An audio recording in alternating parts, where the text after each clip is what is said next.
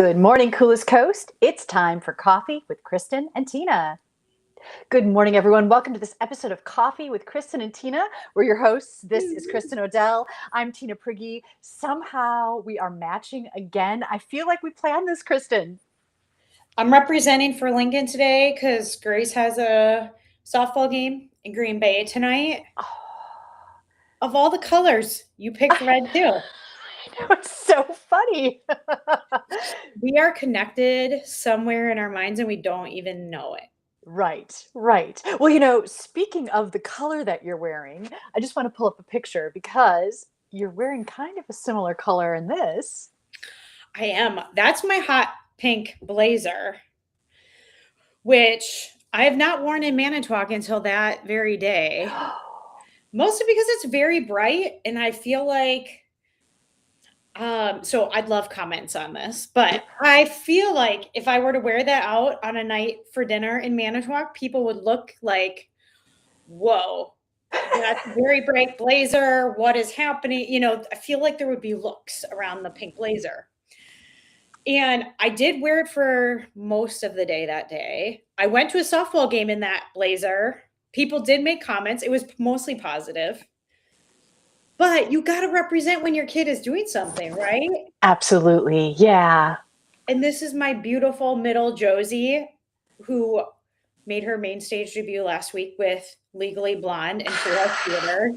What did you think? I heard the show was fantastic, which is amazing. So did she have a good experience? She had an amazing experience. And here's the really fun thing about Josie. She is like always kind of been our silly, extra silly kid, maybe a little bit of like class clown, just loves to kind of be big and silly in her personality, always, her whole life.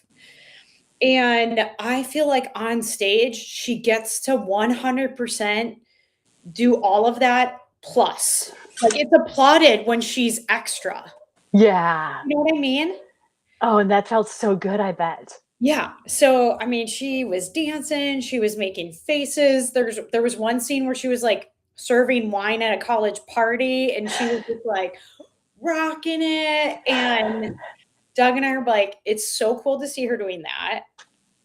And should we be concerned about her college years coming ahead of us? I imagine the mom and dad pride had to be like off the charts. Yeah. It's just so special to see her up there. There's so much pride and excitement around. I mean, it's a lot of work. I've talked about this on the show, but I'm going to mention again, these kids go into Tech Week on Monday and they're there every night for 3 or 4 hours, rehearsing, practicing on the stage. Like it's a big deal to be, once you're in the facility where the actual performances are happening, it's a big deal, but it's a lot of work and it's a grind. So they started on last Monday and they went straight through until this Sunday. So, 4 shows and I'm always impressed by the kids and pride is not even the right word for it. Were the emotions pretty high when the curtain came down on the last show? Were there tears, things like that? Yeah. Yep. There's that post kind of show letdown. They don't want it to be over. They don't want to miss their friends. Josie made some beautiful connections with some girls, which don't have to end right now. But yeah, there is something about, coming together and doing something incredible with friends and then having it be over. Yeah.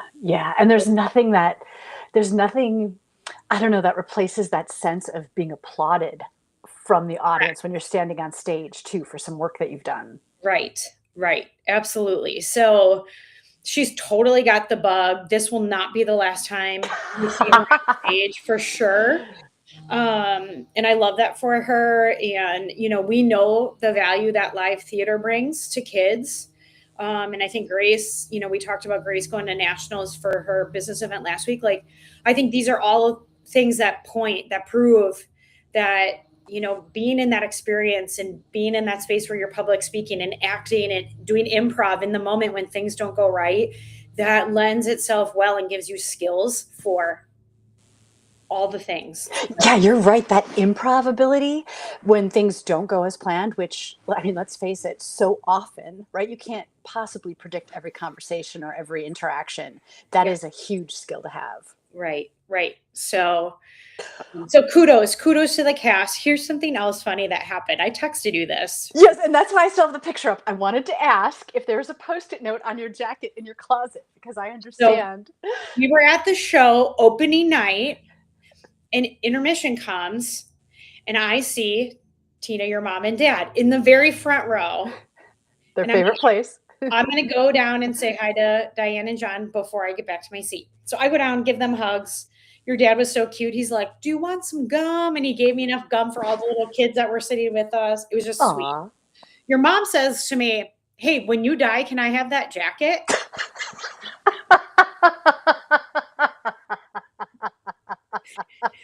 And I kind of probably in my mind was like, Diane, you're probably going to die before me. But I mean, so I was like, yes, except your mom also had a pleather jacket on. She had a black pleather jacket on with like a feather boa sleeves and like things. So I was like, Ooh. here's the deal. You may have this when I die, only if I can have the black one if you die. So that is the pact. I Now, love that you each have jackets committed to each other. it's now fully documented in the World Wide Web forever, Diane. It's happening now. If there was ever a question about where do these garments go, you know. Did you guys try them on? Do you know, do they fit each other? We did not disrobe in the Capitol, no. No, we did not. But depending on how this goes, you may end up with my pink jacket, as a generation pass, and Grace or Josie or Nora might end up with your mom's pleather jacket. So who knows what's ahead of us? But The pleather will live on. oh my gosh, That's awesome. she is so funny in the most unexpected ways. Well, thank you for appreciating it. Oh gosh, she just makes me laugh so much. I just love it. Hey, so, okay, speaking of baseball, yesterday was amazing. Was there a game last night? We did not. We did not have any games last night. Grace had practice. Nora had practice for soccer last night, which just even going to practice when it's nicer out is such a relief. Yeah. I mean, these girls have been practicing in wind and cold and sometimes snow flurries. And when it's that cold, your body doesn't want to cooperate with you. Your muscles are stiff. It's hard to move. Your hands are cold, just so last night when I dropped Nora off, I'm like, just enjoy the fact that there is like sunshine and it's a little bit warmer. And yeah, it feels good. So was this last night's sunset? This was, what day is it? Today is Thursday. That was Tuesday night in Green Bay. JV and varsity played against Notre Dame in Green Bay. And because the fields are so wet up there, they actually played on the UWGB campus, which is a turf field. But Grace is the second. She was the second batter in the lineup on Tuesday night. So the 2 on her back is her number and her place in the batting order. Oh, cool. But I was just trying to snap a couple of pictures of her, and this is my favorite one. Well, I love it with the sunset and everything, and then her number is so crisp and clear. Yeah, it's a fantastic memory. Yeah, the girls played just kudos. They played so well. They got behind a little bit in the second inning and just really kind of held the line, and then had a couple innings where they just really drove in runs. Grace went 4 for 5 on Tuesday night, and she had an in-the-park home run. Is there anything she can't do? Yeah. Oh, yeah. Oh, really? Sure, her parents is one of them. But I mean, and there were other girls that just had great hits and just played really well. And so it's fun to see them starting to click with each other and having success. And I'm just super proud. Battling back is a hard thing. And so the fact that they were able to do that together is pretty cool. Yeah, awesome. Oh, that's great. Hey, last night, Jason took me out to Woodland Dunes because they have a boardwalk, and we discovered it is fully wheelchair accessible, which also means it's walker accessible, stroller accessible, power chair accessible, right? Any of those wheeled devices, it's wide enough and flat enough. And it was an amazing night to be out there. And I was just so happy to discover that. I was going to say, tell us a little bit. Did you see birds or wildlife while you were walking? We did. So they have an osprey nest out there, and the osprey apparently just recently returned, and they were like soaring and swooping over the river. It was so cool. That is amazing. For context, for our viewers who have not been out there before, about how long of a walk is it? So the boardwalk that I showed you, this is part of the Cattail Trail, and that's about a quarter of a mile Okay. in one direction. And does it go out and then you use the same trail to come back, or is it a loop? Nope, it goes out and back. It does have a couple of branches that like shoot off, and then there's like viewing platforms out there to give you kind of a different view of the marshes and the rivers and stuff. Some benches there. Yeah, that is so great. How was it for you getting from your car to where that is? I mean, Some gravel and some grass out there. yeah, there was no grass to traverse, but there was gravel from the parking lot. Okay. Fortunately, Jason was there and he pushed me. Yeah, if I had to navigate myself, it would have been a little trickier, but it is still flat, even though it's gravel. Great. Yeah, I mean, even sometimes with a walker can be challenging when there's uneven surface and stuff like that. But I love that is an option out there, and I love that you got to get out on such a beautiful night. Thank you. And it is possible. There is like a cement pad that comes out into the parking lot. So I think, we could have navigated the car in a slightly different way and got dropped off and out of the car right onto the cement, and then he could have parked it. Oh, sweet. Okay, so there is maybe an option to get a little bit closer to use some other. Yeah, where you could avoid the gravel. Yeah. Okay. And then they do have an observation tower, and there's a ramp that goes up to the first level. Now, I didn't try that. That's going to be like, outing number 2 or something in the future. But I loved seeing that. That's great. And I know this is always on the top of the list. How are there handicap accessible restrooms at Woodland Dunes?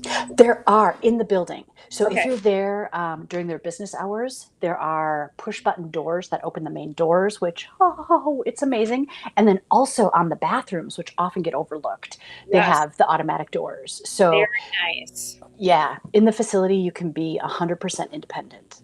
Very, very cool. Yeah. That's great. Doug and I walked this morning. Ooh. And right around 6:00, just in our neighborhood, we got out for about a half an hour, and we noticed how many birds were chirping. Like, it was almost loud, and you could distinctly hear all the different like tweets. Yeah. Do you ever use the Merlin Bird ID app? No, but I feel like you've mentioned this before, and I feel like I need to get in there and do it because it would have been cool. Some we know, some we don't, but all of a sudden I was like, ooh, that was different. That sounded kind of weird, and it was neat to be able to just appreciate, like, they were almost loud. Yeah, it's fun. It's fun to see who it identifies. And it's interesting. We were watching something on TV and there were like bird sounds, and I got the app out. It would not pick it up from the TV. So it's smart enough to know if it's like a real bird in real life or not. Well, interesting. So it has to be in real life, or it has to be a real tweet. I think so. No fake tweets here. And okay, so what I just learned is, so there was a robin, and there were these little blackbirds that it seemed like a throwdown was about to happen. And so like, Jason, just like stop the car. Let's just watch what's happening here. And there was like a number of these blackbirds kind of like ganging up towards this robin. And so then Jason went to Woodland Dunes and he described it. He said, it's this blackbird, kind of like a green sheen on its neck and a interesting tail. They're grackles. And apparently grackles like travel in packs. Do you know what a group of grackles is called? A gaggle? A plague. Like a plague? They're so annoying and rude, and like, wow. They're called a plague of grackles. Even just the whole phrase, a plague of grackles, is like, doesn't sound nice. No. So and at first I thought, well, that's a little excessive, right? Is it just because they show up en masse? But like watching them kind of bully this robin around, and then apparently they can be almost like an infestation in like a garden or your flowers or something. Interesting. So I'm assuming like steal food or protect food or take over nests.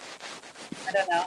Yeah, viewers, you'll have to let us know in the comments what your experience with grackles Well, is, I'm gonna have because to pay. I was gonna say I'm gonna have to pay more. I mean, we see a lot of robins around, and we see different blackbirds, but I don't always know what they are. So I'm gonna have to pay attention to this now and see if we have any grackles looming in the neighborhood. yeah. And then I was wondering, are they just passing through, or are they around? I'm today years old almost before I knew what a grackle was. Right. So, Right. Interesting. Okay, back to the app. Merlin, Merlin. yep. And it's through Cornell University. It's a free app, but if Okay, you're looking for that verification that you found the right one, it says like Merlin Bird ID by Cornell University. I love that. Okay, so friends, if you can get this out, tell us about a bird maybe that you didn't know you had that you picked up on while you were checking it out. Yeah, absolutely. I'm going to do it and see if I can find any new ones too. So speaking of like a plague of grackles, there apparently a group of turkey vultures is called a committee, right? I would have expected turkey vultures, like that sounds like more ominous, right? I would have thought that would be a plague or something. But Right. they're a committee, like that's totally acceptable. So And the grackles, they're ugly. Like turkey vultures are yucky looking. right? So wouldn't you expect them to have sort of a kind of group name? But So it's interesting to me that different groups of birds have different names. I agree.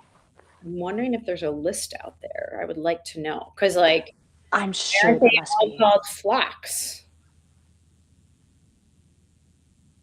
That's Or a great question.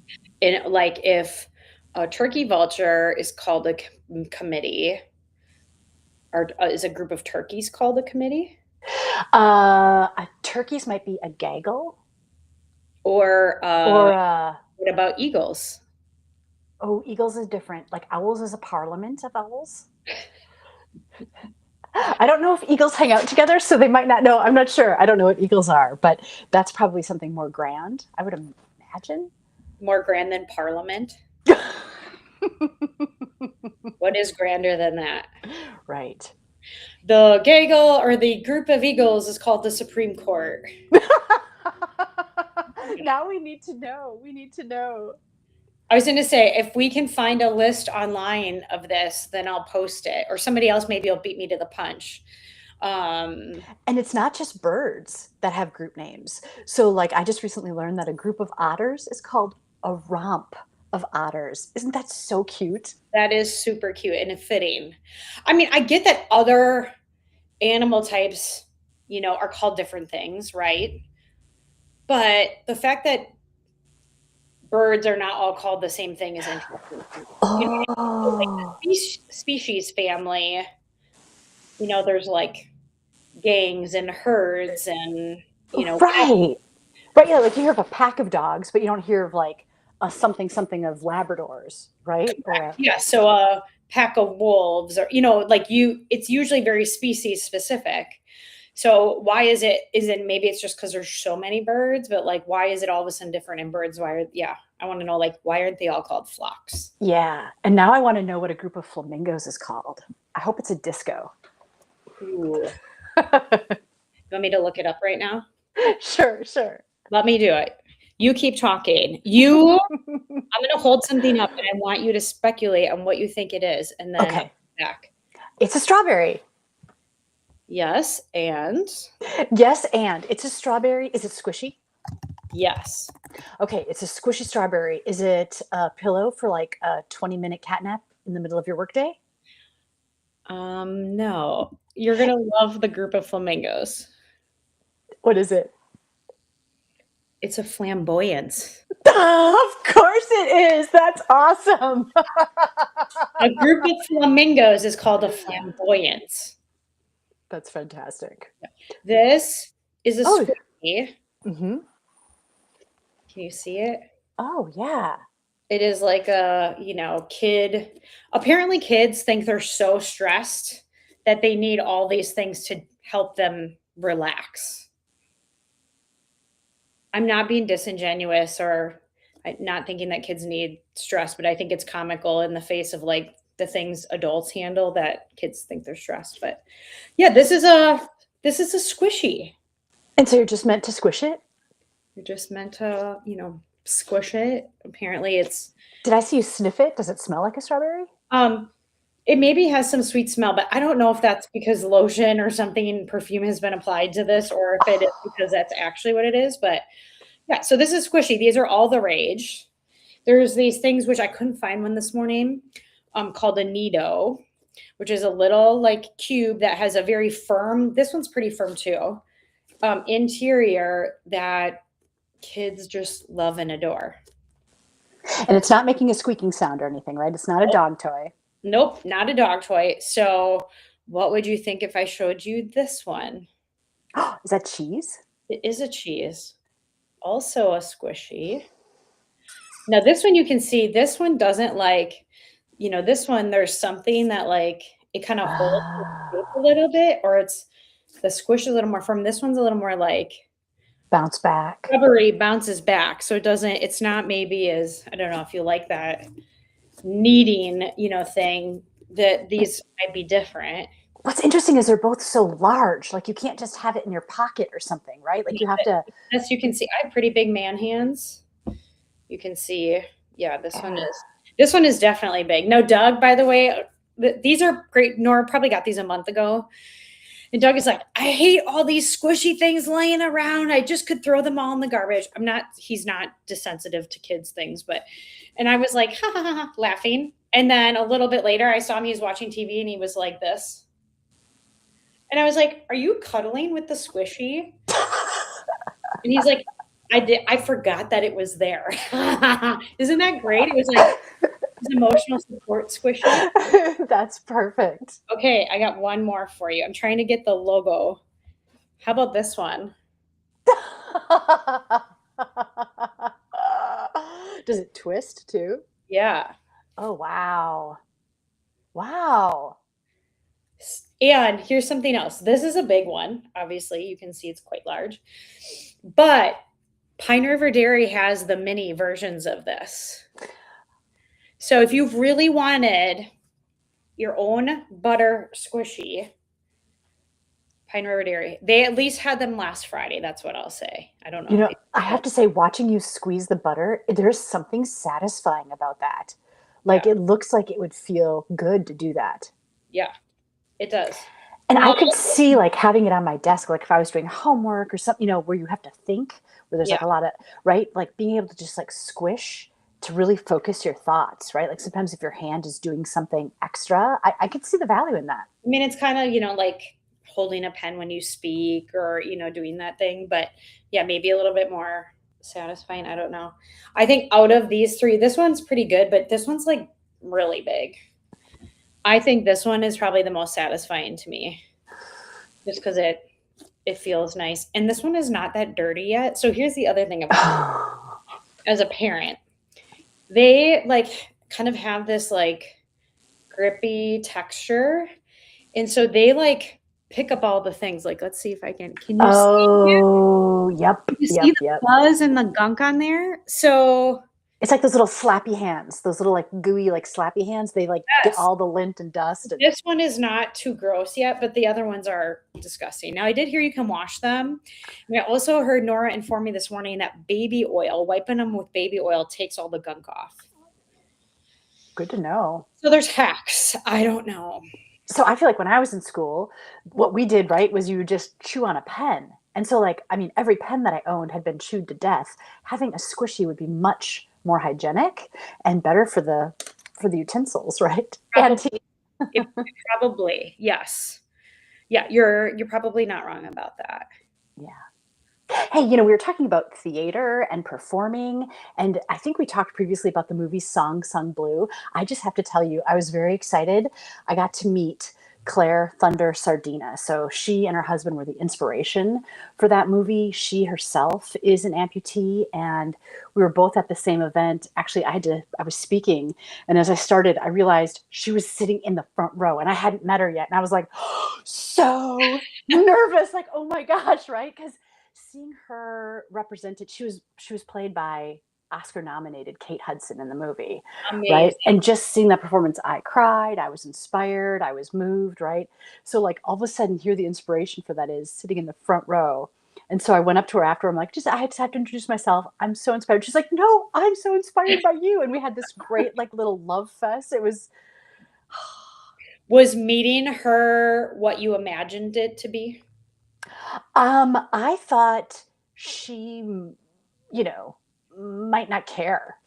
You know what I mean? Like, oh God, here's another person, another fan or something, right? Right. And she was so gracious and, had this incredible feedback. She's been an amputee for 27 years. And Wow. she said, whatever you do, keep going, it gets better. And she was just so like encouraging. It was exactly what I needed to hear. Yeah, what a cool perspective to have, right? Like, she's been doing it a long time. She's obviously having success and doing well and appears to be thriving, right? Yeah, I couldn't even tell. Like, I'm gonna put the picture back up for a quick second. She's like got nylons on over her prosthetic. Like, I couldn't even tell which leg was the prosthetic. She just moved so naturally. Isn't that amazing? That's like a magic trick. Totally. And I can't even imagine getting nylons on over it, but that's a whole nother. I mean, I want to say, hey, hashtag goals, but I don't know if you really want to be wearing pantyhose. Like, I don't, I feel like that's a dying breed. Who the heck wants to do that? Yeah. Now she's a performer and she was going to be on stage that same night. Oh, by the way, I heard that she will be performing in Manitowoc at the Wharf in September. There's going to be a Neil Diamond experience, just FYI. Sweet. So will you get to see her again? I hope so. I would love to go. I'd love to connect. Passes. I would love to introduce her if it was possible, right? To just Right. say, welcome to Oh, Manitowoc from one amputee to another. who can we call to make that happen? Brennan Seehafer? That's where my mind was going. Let's see if we can make some phone calls. Okay, so you're standing in the front, ready to present, and you see her standing in the front row. Does that elevate you and be like, that's it, I'm giving this everything? Does it make you nervous? Like, what's your like physical response after you got over the fact that she was sitting there? It made me nervous because I realized how much I cared, because I knew I wanted to meet her. And now I thought, oh my gosh, she's going to meet me after she hears me speak. I hope I don't muck it up. I hope I don't say something dumb. You know what I mean? And how did it go? It went really well. It went really well. I mean, you're such a good speaker, and I think you're so not just engaging, but like you have this natural ability to like draw in the audience to your story. So like I'm sure she was invested and like bought in to what you were saying. Thank you. Yeah, I think so. And I think, because I'm still early days, so that's my perspective. Right. It must be interesting to be 27 years in and to remember back to what those days were like. Sure. And just think even about like the physical therapy 27 years ago. Think about prosthetics 27 years ago. Like, Yeah. like the context of even where you're starting is probably so different than where she started. Just because technology is evolved and we know, we continue to know more and more about the body. Right, right. Well, and she actually had an interesting insight too. She said that today there's much more attention paid to the mental health surrounding amputation, becoming an amputee, whereas 27 years ago, that was almost non-existent. Right. Like it wasn't recognized at all as an issue. It's just, yep, you lost some type of limb, you have an amputation, and we're dealing with that physically. Buck up and carry on, right? Yeah. Yes. But to that point, there is grief and change management and sadness. And you fill in, you're the amputee, right? Yeah, those are all great terms. Yes, all of There's that. all these things that come along with that have to be considered. You're a whole person. Right. Yeah. Wow. And there's power in that peer support too, right? Like being able to meet and connect with others. I just want to put up one other picture. So the Amputee Coalition connected me with a Wisconsin mentor. So somebody with longer lived experience, similar injuries, and similar accident. So this is Noah, and we've only ever communicated by text, like sharing, he'll share supportive things or videos or, just such a good mentor. And we got to meet for the first time at this conference, right? And I was like, please let me stand up Yeah. to meet you. And so you can see he's an amputee, left arm, left leg as well. Wow. I love that you got to meet him in person because I think putting like eyeball to eyeball with somebody that's been walking alongside you has to be incredible. Incredible, right? And his story, he's an EMT. So he's like progressed enough that he is in the field working daily as an EMT, as a double amputee. Like, what? That is beautiful. That is beautiful. What an encouraging thing. What an encouraging person to have in your life to show you what can be. Yeah. Yeah. So can you put that picture up a second? I have a serious question. So your hands are locked. Is there a concern about either one of your hands crushing the other hand? I was a little worried about that. And I was also worried about getting tangled. But, we didn't crush down. It was more just a posed picture. Sure. I love that. How did he lose his arm and his leg? Motorcycle accident. Really? So you are really like perfectly matched. Yeah. Yeah. That is neat. What did you learn from him, or what did you observe from being with him in person versus just exchanging text messages? I mean, he just has such a great attitude and outlook, which I think is beneficial. And, he just wants to get back to living his life as fully as possible. Sure. So, he'll share videos sometimes where using his prosthetics, he's like lifting weights, right? Like, how is that even possible? And I'll ask him that. And he's like, do not even think about that. You're only 21 months in, right? Like he's 14 or 15 years in, like Sure. it will come, but he's just like, don't give up, just keep going and honor where you are in the process. Yes. He said, for my first year or more, I was wheelchair bound too, before I could even start using the prosthetics. And what's his next goal? ooh, I think it's a weightlifting goal. Is it? I think so. And it was so incredible just to see him, right? So he was just like walking around the conference. Yeah. Yes. I mean, just for you to see that, right? Like I sent you a video of that travel guide doing the same thing, like hiking around the grounds of Jerusalem. And I'm like, this dude doesn't even have a cane, right? So for you to just see that with your own eyes, I mean, what's your thought when you see it? Or did he even walk up to you? He was sitting when I arrived, but Okay. I recognized him, and I saw the EMT logo and his, so I was like, Sure. you're Noah, right? And he's like, yeah. So what it does is it shows me what is possible, right? And I think that's why like peer support across all things, right? Whether it's any kind of recovery is so valuable because it shows you what's possible, what you can set your goal to be, like what you can strive for. Because otherwise you don't necessarily know. Right? Like if I didn't see those behaviors being modeled, I might think, well, I'm just in this chair forever.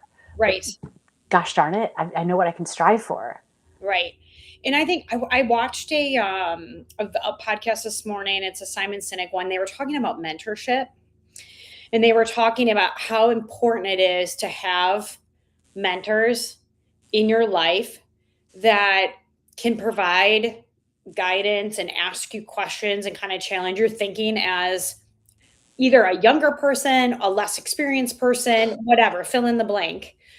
But how often when that relationship exists, it is two-way because the mentor almost always gets energy and something out of it as well. So there's not a tit for tat. There's not any exchange or expectations. It's just something that is so natural and is such a gift to both people mutually. Yeah, no, I don't know if he would say being my mentor is any kind of a gift, but I'm not sure what I give back to him other than, maybe it helps to feel useful to be able to share what you've learned and what you've achieved and to give that encouragement. Right. And I think even, as you talk out loud about your own experiences, there's processing and letting go and acceptance that happens with doing that. Oh. Right. So just you think about even somebody in just a very small microcosm, like a family member passes away, and the first time you say that out loud, and then the second time, but then, down the line, like as an example, now my dad will have passed 3 years ago in September. You know, I don't stutter over saying that. That's not a hard thing for me to say out loud. I'm very peaceful. You know what I mean? So Yeah. you get to, there's healing in telling your story. There's healing in teaching somebody else that they can do it and get through it. I even think there's probably perspective, I would think, for him, and being able to see, I sometimes think in timelines, people probably don't know this about me, but if he's here and he has an opportunity to look back through you, what a validating spot for him to be able to see how far he's come. Right. Yeah, absolutely. Because otherwise you're just, I'm going to go like this. He's trudging forward and he doesn't have this opportunity to be like, oh, once upon a time I was way down here. Yeah. And now I really, And yeah, I suppose he seems, like he's well adjusted in his life, but he still is a double amputee. And so even being able to just exchange ideas and experiences with a fellow double amputee, there's kind of some magic in that. You have something that almost nobody else has together. 4 legs. No. A full set of arms and legs. 2 legs, really. Right. That's what I meant. Oh, Kristin, this has been so much fun. And I think, there's been some powerful wisdom that we've shared today, right? That is so thank you. True. I love that. Well, go off and make it a great day. I don't even know. It's 36 minutes. I just looked up. I was so into what we were talking about today that it's gone really fast. So yeah, enjoy the sunshine. I heard this weekend's supposed to be like 60s and sunny. Friends, this is it. This is what we, dredged through winter for. So make it count. Yeah, make the most of it. Get out there and enjoy the world. All right, we're your hosts. This is Kristin Odell. I'm Tina Prigge. Thank you so much for joining us this morning for this episode of Coffee with Kristin and Tina. We'll see you next time. Bye, guys.